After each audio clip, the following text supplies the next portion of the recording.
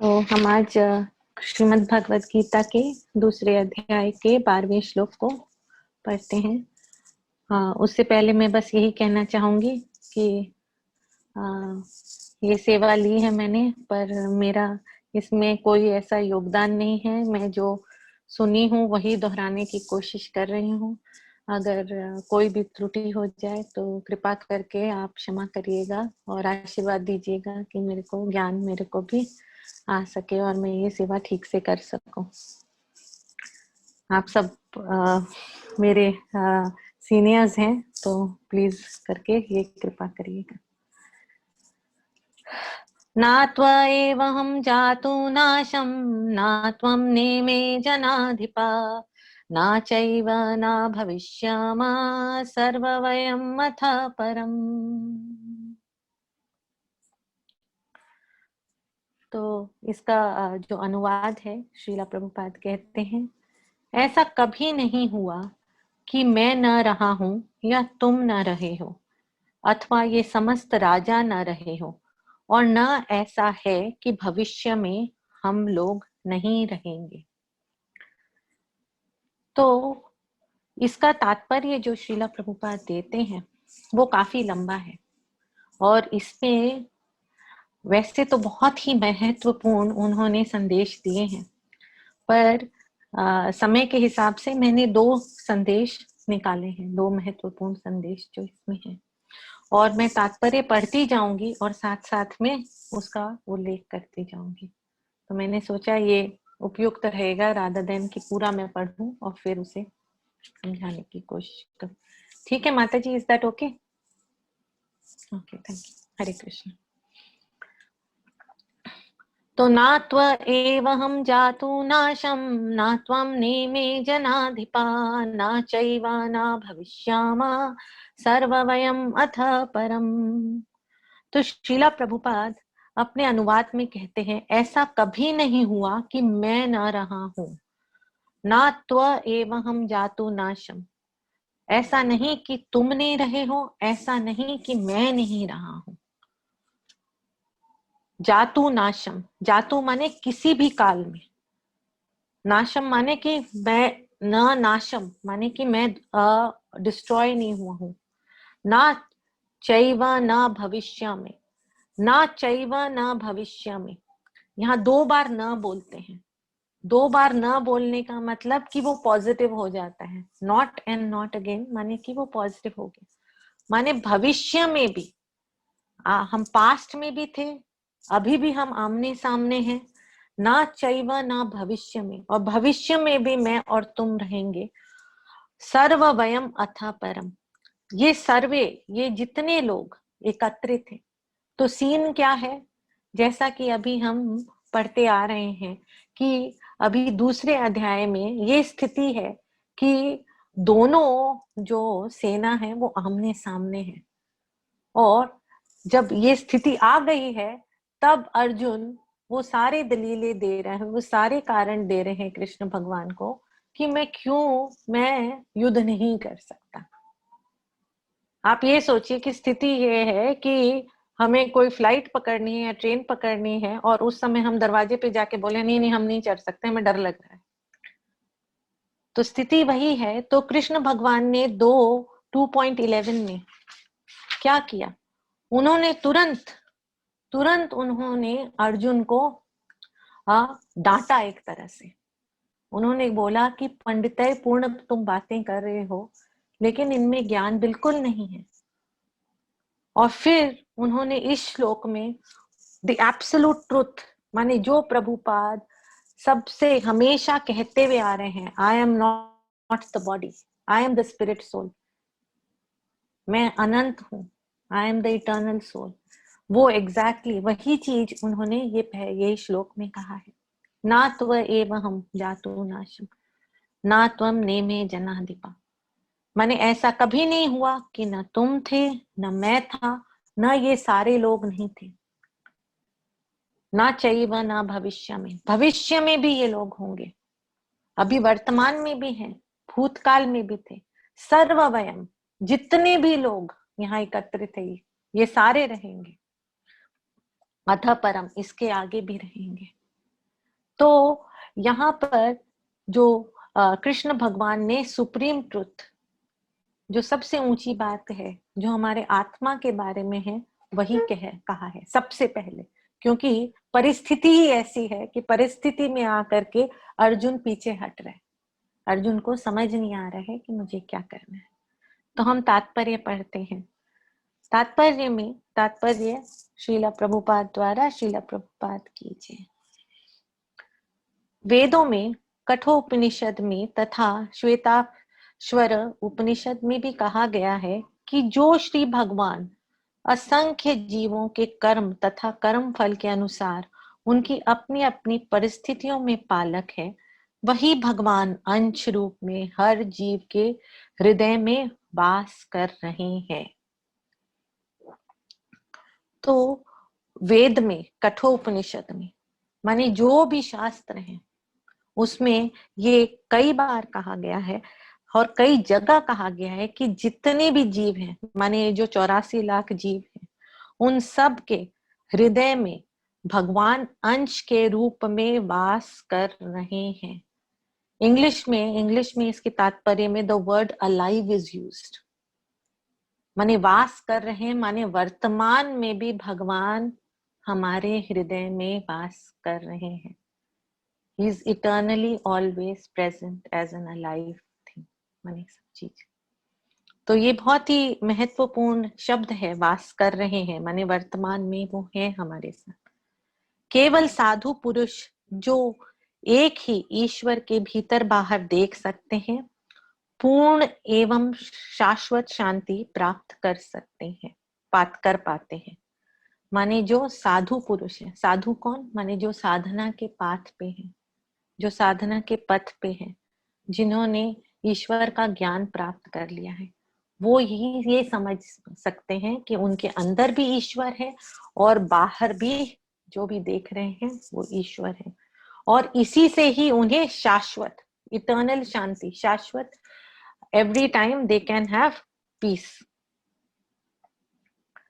नित्यो नित्यानाम चेतनो चेतनश्चेतनानाम एको बहुनाम यो विदधाति कामान तम आत्मास्थं ते अनुपश्यन्ति धीरस्तेषां शांति शाश्वती नेताशरशम।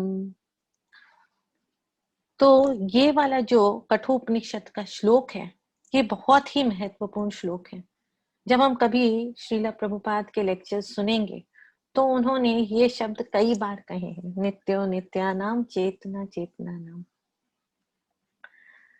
यहाँ पर ये बताते हैं, मैं थोड़ा आगे पढ़ती हूँ, उसके बाद इसे समझाने का प्रयत्न करूंगी।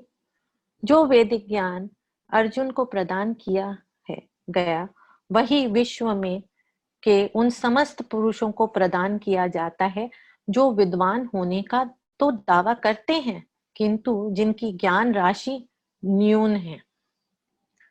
तो ये वाला जो श्लोक है, इसमें क्या कहा जा रहा है, नित्यो नित्यानाम, माने नित्य भगवान कहते हैं कि मैं नित्य हूं, और ये जो सारे लोग जो हैं, विच इज जो लिविंग एंटिटीज है, जो जीवात्मा है, नित्यानाम माने ये भी इटर्नल है, मैं भी इटर्नल हूँ, वो भी इटर्नल है। नित्य माने हमेशा के लिए। चेतना चेतना नाम, चेतना माने क्या, द लिविंग फोर्स, जो चेतना है हमारी। तो मेरे में भी चेतना है और ये सब में भी चेतना है। चेतना इज सिंगुलर माने एक वचन है, और चेतना नाम बहुवचन माने ये सारे जीवात्मा, इनमें भी चेतना है।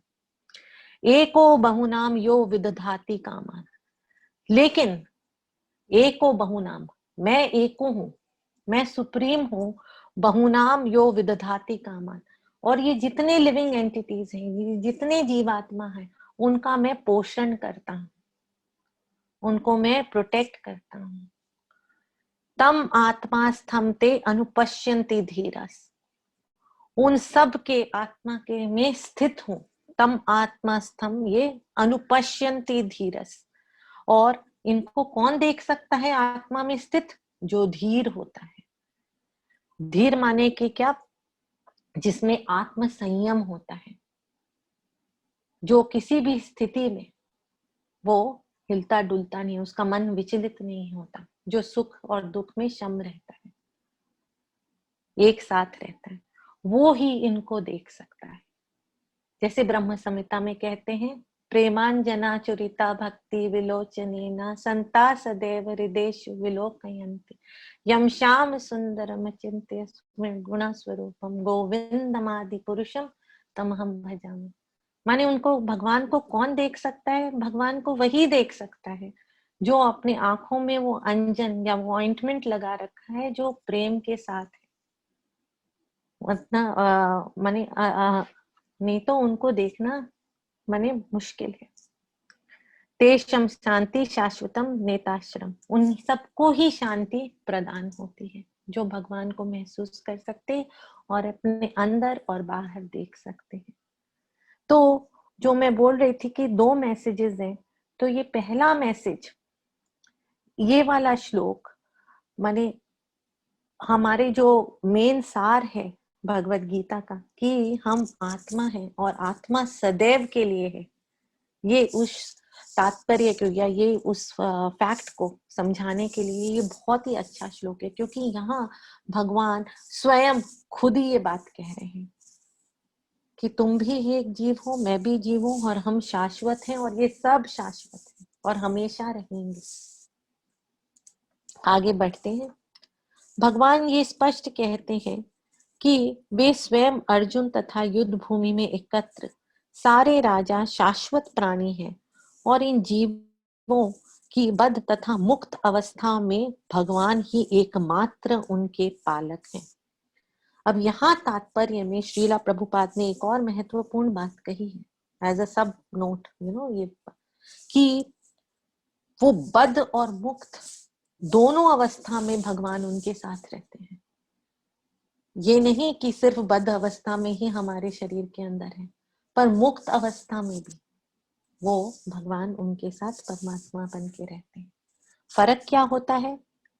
फर्क जो हम क्लासेस में अभी तक सीखते आए हैं कि जब हम बद्ध अवस्था में रहते हैं तो हमारा शरीर भौतिक है, और भगवान के धाम जा करके जब भगवान अगेन हमारे साथ हैं परमात्मा बन करके, तो हमारा शरीर स्पिरिचुअल हो जाता है, आध्यात्मिक हो जाता है। तो दोनों ही अवस्था में भगवान उनके साथ रहते हैं। बल्कि एक लेक्चर में प्रभुपाद कह रहे होते हैं कि जो भूत प्रेत होते हैं उनके साथ भी परमात्मा रहते हैं, उनमें भी आत्मा है, परमात्मा है, बस ये है कि उनके पास भौतिक शरीर नहीं है जिसकी वजह से वो भटकते रहते हैं, पर परमात्मा उसके साथ भी है। भगवान परम पुरुष है तथा भगवान का चीर संगी अर्जुन एवं वहां पर एकत्र सारे राजगण शाश्वत पुरुष हैं। ऐसा नहीं है कि ये भूतकाल में प्राणियों के रूप में अलग अलग उपस्थित नहीं थे, और ऐसा भी नहीं कि वे शाश्वत पुरुष बने नहीं रहेंगे। उनका अस्तित्व भूतकाल में था और भविष्य में भी निर्बाध रूप से बना रहेगा। निर्बाध यानी अनइंटरप्टेड रूप से बना रहेगा। अतः किसी के लिए शोक करने की कोई बात नहीं है। एक लेक्चर में श्रीला प्रभुपाद बताते हैं कि इसमें भगवान ने ये भी जतलाया अर्जुन को कि देखो, मैं तो परम हूं, तो मैं भी शाश्वत हूं, और तुम मेरे मित्र हो तो तुम भी शाश्वत हो।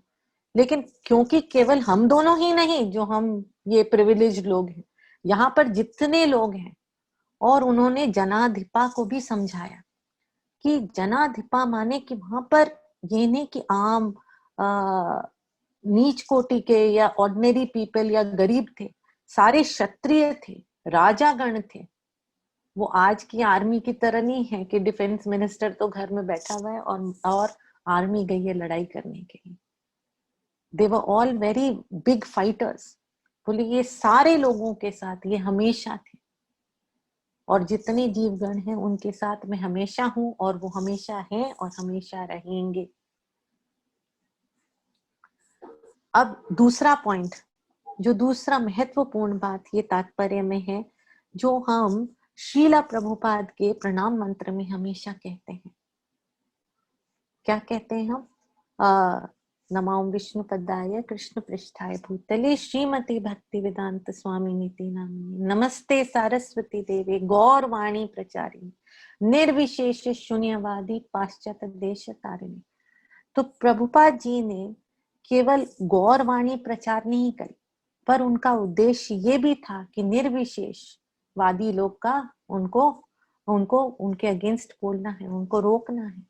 उसी लिए वो पाश्चात्य देश गए थे। तो इसके तात्पर्य में वो ये भी बताते हैं कि कैसे ये श्लोक में श्री कृष्ण भगवान जी शुरू में ही एस्टैब्लिश कर देते हैं कि वो निराकार नहीं है और कोई हम एक साथ तदाकार नहीं हो सकते या एक जैसे नहीं बन सकते। इस श्लोक में दिस इज द श्लोक, माने इफ अगर हम सबको आगे चल करके, जो कि हमारे ऊपर दायित्व है कि हम भगवान का प्रचार करें, श्री चैतन्य महाप्रभु की बात आगे बढ़ाएं और ये संकीर्तन का प्रचार करें, तो ये श्लोक मायावाद को एकदम खंडन करता है, जहाँ की बताते हैं भगवान स्वयं कि तुम भी अलग हो, मैं भी अलग हूं और सबका अस्तित्व अलग अलग है। तो इस हिसाब से ये श्लोक बहुत बहुत बहुत इम्पोर्टेंट है। तो मेरा ये अनुरोध होगा सबसे कि सबको इसे याद तो कर ही लेना चाहिए। यह मायावादी सिद्धांत कि मुक्ति के बाद आत्मा माया के आवरण से पृथक होकर निराकार ब्रह्म में लीन हो जाएगा और अपना अस्तित्व खो देगा, यहाँ पर परम अधिकारी भगवान कृष्ण द्वारा पुष्ट नहीं हो पाता। तो जैसे कि श्री कृष्ण भगवान यहाँ कह रहे हैं, परम पुरुषोत्तम भगवान कह रहे हैं कि नहीं, तुम भी अलग हो, मैं भी अलग हूं, हम सब अलग हैं और हमेशा अलग रहेंगे। न ही इस सिद्धांत के समर्थन हो पाता है कि बद्ध अवस्था में ही हम अस्तित्व का चिंतन करते हैं। यहाँ पर कृष्ण स्पष्ट कहते हैं कि भगवान तथा अन्यों का अस्तित्व भविष्य में भी अक्षुण्ण रहेगा, जिसकी पुष्टि उपनिषदों द्वारा भी होती है। तो ऐसा ही नहीं कि जब हम बद्ध हैं तभी हम अलग अलग हैं, या जब हम इस शरीर में हैं तब हम अलग अलग हैं। हम किसी भी लोक में रहें, किसी भी शरीर में रहें, कहीं भी रहें, कभी भी रहें, हम अलग अलग हैं। हम शाश्वत हैं और हम सब इंडिविजुअल हैं, हम सबका अस्तित्व अलग अलग है। कृष्ण का ये कथन प्रामाणिक है क्योंकि कृष्ण माया वश्य नहीं है। यदि अस्तित्व तत्व नहीं होता तो फिर कृष्ण इतना बल क्यों देते, और वह भी भविष्य के लिए। हाँ, तो ये लाइन इसलिए इंपॉर्टेंट है क्योंकि देखिए अभी शुरुआत ही हुई है और भगवान श्री कृष्ण ने तुरंत ये बात कही। जब, जैसे मैंने कहा ना कि सिचुएशन जब इतनी टफ होती है कि हमें कुछ स्टार्ट करना है और तुरंत ही हम पीछे हटते हैं, तो हमारे जो बड़े होते हैं जो कुछ तो तुरंत डांट लगाते हैं और सही बात बोलते हैं कि नहीं, तुम आगे बढ़ो क्योंकि दिस इज द फैक्ट। तो वैसे ही भगवान यहाँ पर कर रहे हैं कि कोई प्यार वाली बोली नहीं है, कोई पुचकारने वाली बोली नहीं है उनकी। अगर आप देखें तो इसमें पहले श्लोक में भी उन्होंने कहा, पांडित्य पूर्ण तुम बातें कर रहे हो, कि जैसे कि तुम बहुत ही इंटेलिजेंट हो गए हो। और अभी भी उन्होंने कहा कि this is the fact, you are there always, I am there always, everyone is there, so fight. यदि अस्तित्व तत्व न होता तो फिर कृष्ण इतना बल क्यों देते, और वो भी भविष्य के। मायावादी यह तर्क कर सकते हैं कि कृष्ण द्वारा कथित अस्तित्व आध्यात्मिक न होकर के भौतिक है। यदि हम इस तर्क को कि अस्तित्व भौतिक होता है स्वीकार कर भी ले तो फिर कोई कृष्ण का के अस्तित्व को किस प्रकार पहचानेगा। कृष्ण भूतकाल में भी अपने अस्तित्व की पुष्टि करते हैं और भविष्य में भी अपने अस्तित्व की पुष्टि करते हैं। उन्होंने अपने अस्तित्व की पुष्टि कई प्रकार से की और निराकार ब्रह्म उनके अधीन घोषित किया जा चुका है। इनफैक्ट जब हम निराकार के बारे में बात करते हैं तो हमने कार्तिक महीने में 12वें अध्याय में बार बार कृष्ण भगवान ये बात कहते हैं ना। उस समय जब अर्जुन पूछते हैं तब भगवान कहते हैं, और माता जी ने भी कितने अच्छे से समझाया था, जब वो क्लेशोऽधिकरस्तेषाम् अव्यक्ता साकता चेतसाम् अव्यक्ता हि गतिर्दुःखम् देवाभिर अव्याप्यते। इसके इंग्लिश में मैंने निकाल रखा था, हनी हिंदी में भी है 12वां। हाँ, जिन लोगों के मन परस्पर परमेश्वर में अव्यक्त निराकार स्वरूप के प्रति आसक्त हैं, उनके लिए प्रगति पर पाना अत्यंत कष्टप्रद है। देहधारियों के लिए इस क्षेत्र में प्रगति कर पाना सदैव दुष्कर होता है। तो यहीं पर ही कृष्ण भगवान ने एस्टैब्लिश कर दिया था, पर इसे आगे भी उन्होंने एक्सप्लेन करा जब अर्जुन ने वापस ये बात पूछी उनसे। तो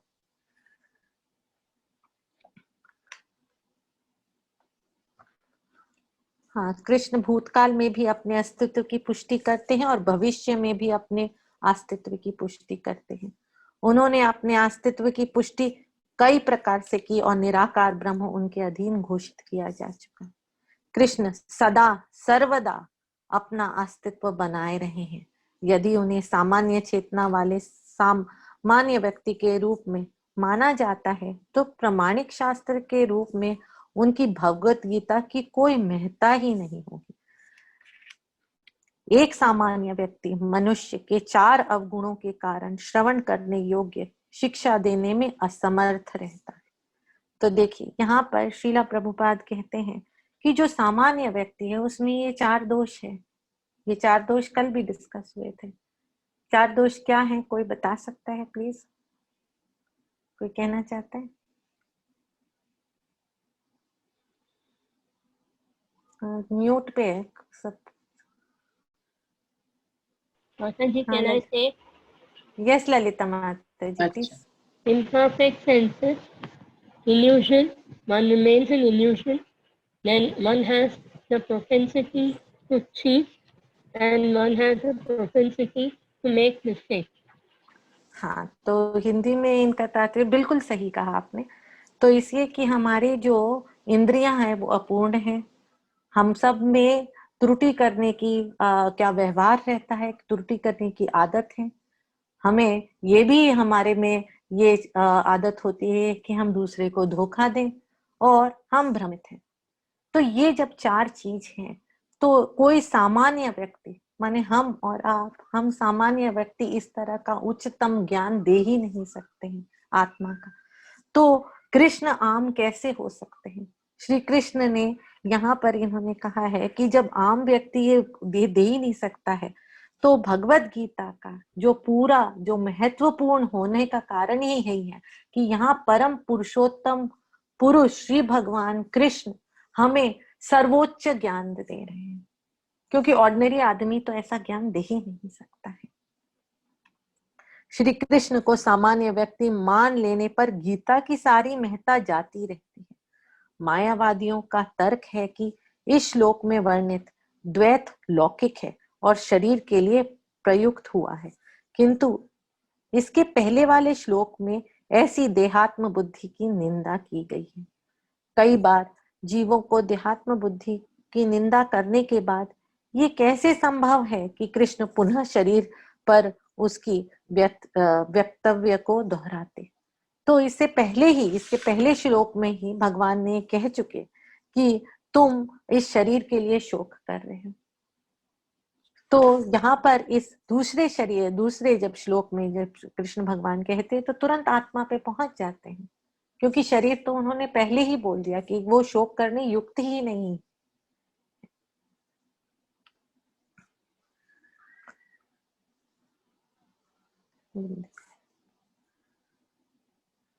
अतः यह अस्तित्व आध्यात्मिक आधार पर स्थापित है और इसकी पुष्टि रामानुजाचार्य तथा अन्य आचार्यों ने भी की है। गीता में कई स्थलों पर इसका उल्लेख है कि यह आध्यात्मिक अस्तित्व केवल भगवत भक्तों द्वारा ज्ञेय है। जो भक्ति में है वही भगवान को समझ सकते हैं। जो लोग भगवान कृष्ण का विरोध करते हैं उनकी ऐसी महान साहित्य तक पहुंच नहीं हो पाती। अभक्तों द्वारा गीता के उपदेशों को समझने का प्रयास मधुमक्खी द्वारा मधु पात्र चाटने के सदृश है। पात्र को खोले बिना मधु को चखा नहीं जा सकता। इसी प्रकार भगवत गीता के रहस्यवाद को केवल भक्त ही समझ सकता है, अन्य कोई नहीं। जैसा कि उन्होंने चतुर्थ अध्याय में कहा गया। अब यहाँ पर जैसे मायावादियों का खंडन किया है, तो भगवान 7वें अध्याय में भी यही बात कहते हैं। 7वें अध्याय में वो क्या कहते हैं? ना माम दुष्कृतिनो मूढ़ा प्रपद्यन्ते नराधमा माया परहता ज्ञाना आसुरम भावम आश्रिता। माया परहता ज्ञाना, मायावादी लोग जिनका ज्ञान अपहरण हो गया है और उनमें आसुरिक भाव है।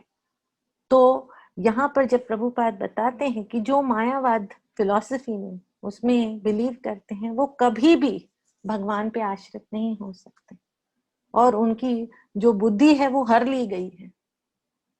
और फिर जब यहाँ पर भगवान तात्पर्य में कहते हैं, जैसे कि चतुर्थ अध्याय में कहा गया है, चतुर्थ अध्याय में भगवान 2 श्लोक बोलते हैं जो कि बहुत ही महत्वपूर्ण है। हमने अपनी क्लास में भी कई बार इसके बारे में चर्चा की है।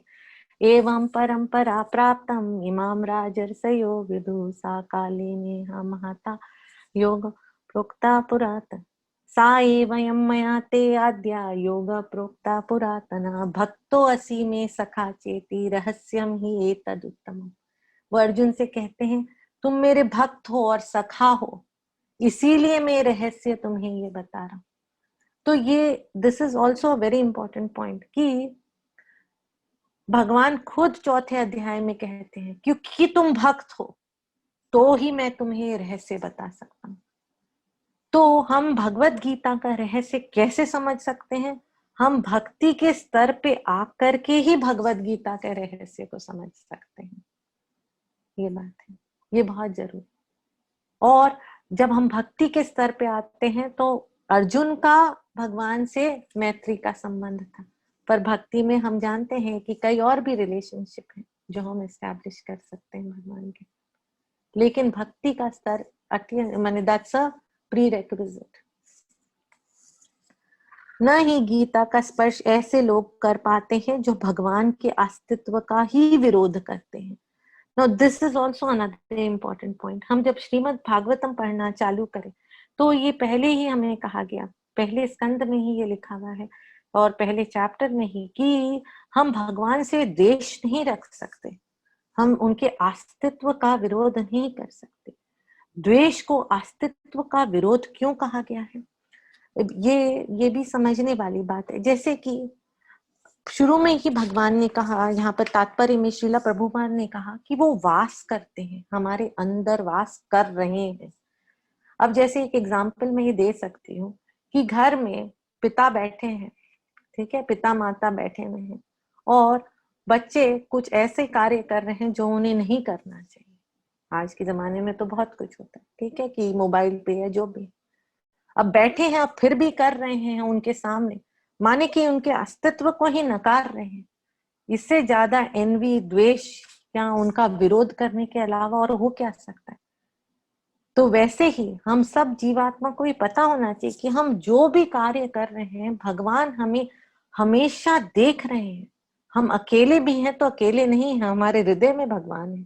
हम कुछ सोच रहे हैं तो भी, और फिर भी हम इस चीज को नकार दें, फिर भी हम सोचे I don't care, let me do it, you know, तो माने कि कितना एनवी है, कितना द्वेष है, कितना विरोध है। इससे बढ़कर और क्या विरोध हो सकता है।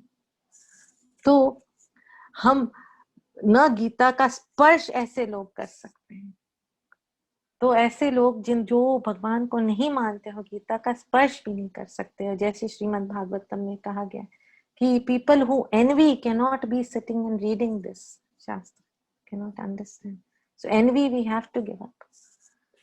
अतः मायावादियों द्वारा गीता की व्याख्या मानो समग्र सत्य का सरासर भ्रामिक निरूपण है, माने इट्स एब्सोल्युटली मिसलीडिंग।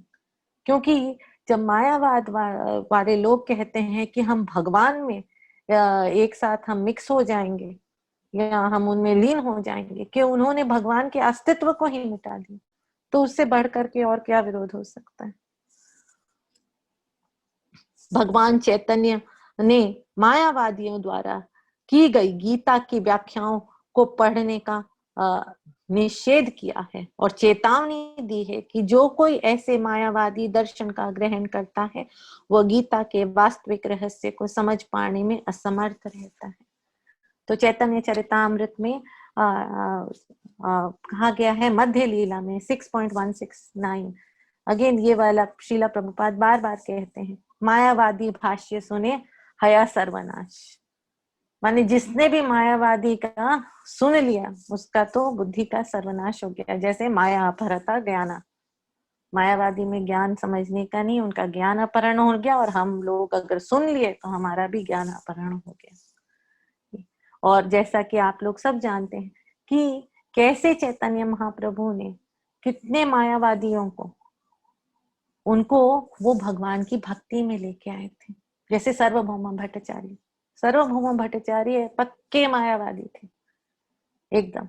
और उनके जो ब्रदर इन लॉ थे, साले साहब थे, उन्होंने उनको बताया था गोपीनाथ आचार्य जी ने कि ये भगवान है, स्वयं भगवान है, बहुत समझाया, लेकिन फिर भी सार्वभौम भट्टाचार्य नहीं माने। और क्या हुआ था कि चैतन्य महाप्रभु ने फिर उनको भक्ति के मार्ग लाने के लिए उनके पास एक शिष्य बन के गए, बोले कि नहीं ये तो मेरे गुरु हैं। और 7 दिन तक उनके मुख से वेदांत फिलॉसफी एकदम मायावाद के रूप में सुना था, और 7 दिन के बाद सब कुछ नहीं बोला। तब सार्वभौम भट्टाचार्य जी ने उनसे पूछा, अच्छा आपको सब समझ में आया, आपने कुछ पूछा ही नहीं? तो चैतन्य महाप्रभु ने कहा, नहीं मुझे तो श्लोक तो समझ में आ गया, लेकिन आपने जो तात्पर्य दिया, जो कमेंट्री दी, वो समझ में नहीं आया। और उसके बाद उन्होंने ज्ञान से खंडन किया हर एक चीज का। तो यहाँ एक बहुत इंपॉर्टेंट बात है। और यही नहीं, एक और था, जब हुआ था, जब प्रकाशानंद सरस्वती से जी से वो बनारस में मिले थे, और वो भी मायावादी थे, और उनके पास तो 60,000 प्लस डिसाइपल थे। तो वहां पर भी चैतन्य महाप्रभु जी को उन्होंने सन्यासी बोल करके उनका अपमान भी हुआ था कि सन्यासी हो करके वो नाचते हैं, गाते हैं, उनको तो पठन पाठन करना चाहिए, सन्यासी को तो थोड़ा सौम्य बन के रहना चाहिए, सीरियस रहना चाहिए। तो दिस संकीर्तन मूवमेंट, ये जो चैतन्य महाप्रभु जी ने, ये जो शीला प्रभुपाद जी ने हमें इस्कॉन मूवमेंट में लेके आए हैं, तो यहाँ पर कीर्तन करना और प्रसादम पाना ये सब इम्पोर्टेंट है, लेकिन हमारे को ज्ञान भी जानना बहुत जरूरी है, क्योंकि इसी से ही मायावाद का खंडन हो सकता है, इसी से ही भगवान श्री कृष्ण की फिलॉसफी समझाई जा सकती है। तो इट इज विथ संकीर्तन, विथ पठन पाठन, ताकि ये मूवमेंट आगे बढ़ेगा, दोनों चीज। भगवान चैतन्य ने मायावादियों द्वारा की गई गीता की व्याख्याओं को पढ़ने का निषेध किया है और चेतावनी दी है कि जो कोई ऐसे मायावादी दर्शन को ग्रहण करता है वो गीता के वास्तविक रहस्य को समझ पाने में असमर्थ रहता है। यदि अस्तित्व का अभिप्राय अनुभव अभवगम्य ब्रह्मांड से है तो भगवान द्वारा उपदेश देने की कोई आवश्यकता ही नहीं थी। आत्मा तथा परमात्मा का द्वैत शाश्वत तथ्य है और इसकी पुष्टि वेदों द्वारा होती है, जैसा कि ऊपर कहा जा चुका है। तो अब मैं थोड़ा संक्षेप में बताऊंगी कि हमने 2 चीज जो मोस्ट इम्पॉर्टेंट, वैसे तो बहुत सारे संदेश हैं इसमें, वो एक ये कि हमारी आत्मा शाश्वत है, हम सब अलग अलग हैं, हम भगवान के अंश हैं, और हम पहले भी थे और आगे भी रहेंगे। और दूसरा कि ये पर्टिकुलर श्लोक में भगवान ने कहा है कि हम सब की इंडिविजुअल अस्तित्व है, हम उनमें तदाकार नहीं होते, और बल्कि हम जब पूरा विनाश भी हो जाता है तब भी भगवान बताते हैं, और माता जी ने भी बताया है क्लास में, कि कैसे हम महाविष्णु में समा जाते हैं, और फिर जब क्रिएशन होता है तो फिर हम बाहर आ जाते हैं। भूत्वा ग्रामा सा एवयं भूत्वा भूत्वा प्रलयते रात्रियगामे अवश्य Partha Prabhavati अहर अगमी। Again and again, when Brahma's day arrives, all living entities come in being, and with the arrival of Brahma's night, they all helplessly annihilated. जब जब ब्रह्मा का दिन आता है तो सारे जीव प्रकट होते हैं, और ब्रह्मा की रात्रि होते ही वे असहाय वत विलीन हो जाते हैं। तो हम हमेशा हमेशा के लिए, तो हमें ये दोनों चीज ध्यान रखते हुए, जैसे कि श्रीला प्रभुपाद ने हमें ये बताया है कि भक्ति के मार्ग पे we are the eternal soul, और दूसरा कि हम सब इंडिविजुअल हैं। बोलिए श्रीमद् भगवत गीता की जय। ओम तत्सत। गौर प्रेमानंदे। हरि हरि बोल।